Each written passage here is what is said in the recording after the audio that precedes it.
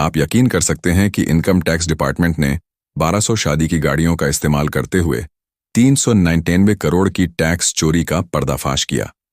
जी हां, एक ऐसी रेड जिसने इनकम टैक्स ऑफिसर्स को बाराती बना दिया और टैक्स चोरों को बेनकाब फिल्मी प्लॉट जैसी ये कहानी पूरी तरह असली है। आज हम आपको लेकर चलेंगे 2022 की भारत की सबसे क्रेजी इनकम टैक्स रेट की अनसुनी कहानी पर। आखिर यह दुल्हन हम ले जाएंगे। प्लान क्या था और कैसे इन ऑफिसर्स ने दीवार तोड़कर एक सीक्रेट रूम खोजा जिसमें छिपा था करोड़ों का खजाना। पूरी कहानी के लिए बने रहिए हमारे साथ और वीडियो को लाइक और सब्सक्राइब जरूर करें। चलिए शुरू करते हैं। यह कहानी शुरू होती है महाराष्ट्र के छोटे से शहर जालना से। जालना को steel capital on off Maharashtra कहा जाता है क्योंकि यहां स्टील का बहुत बड़ा कारोबार होता है।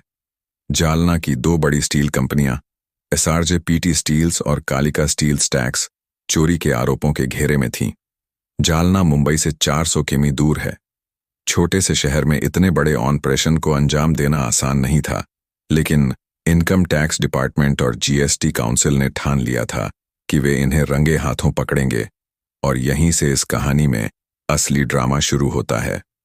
कुछ दिन पहले इनकम टैक्स डिपार्टमेंट और जीएसटी काउंसिल को एक गुप्त सूचना मिली। इस टिप में कहा गया कि एसआरजे पीटी स्टील्स और कालिका स्टील्स ने 1200 करोड़ का टैक्स इवेजन किया है।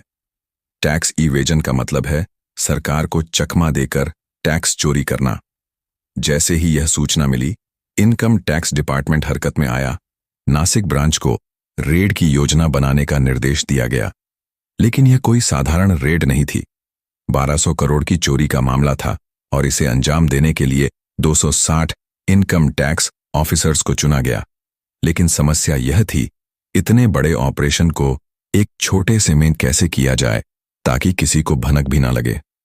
जालना में अगर 260 ऑफिसर्स एक साथ पहुंचते तो यह साफ हो जाता कि रेड होने वाली है, और अगर टैक्स चोरों को भनक लगती तो वे सारे सबूत मिटा सकते थे।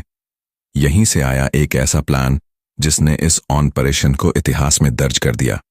प्लान का नाम रखा गया दुल्हन हम ले जाएंगे। इस प्लान के तहत इनकम टैक्स डिपार्टमेंट ने 21 गाड़ियां बुक की। हर गाड़ी को दुल्हन की बारात जैसा सजाया गया। गाड़ियों पर राहुल वेड अंजलि और दुल्हन हम ले जाएंगे जैसे स्टिकर्स लगाए गए। ऑफिसर्स बाराती की तरह तैयार हुए, यहां तक कि एक ऑफिसर को दूल्हा बनाया गया ताकि किसी को शक ना हो। 3 अगस्त 2022 की सुबह यह अनोखी बारात जालना पहुंची। गाड़ियों का काफिला देखते ही ऐसा लगा जैसे कोई शाही शादी हो रही हो। 268 ऑफिसर्स अलग अलग टीमों में बंट गए। हर टीम के पास टारगेट लोकेशंस थी। कंपनियों के ऑफिस और मालिकों के घर पहला टारगेट था। कंपनियों की फैक्ट्री, यहां कच्चे माल का घोटाला और अकाउंट बुक्स में गड़बड़ी मिली।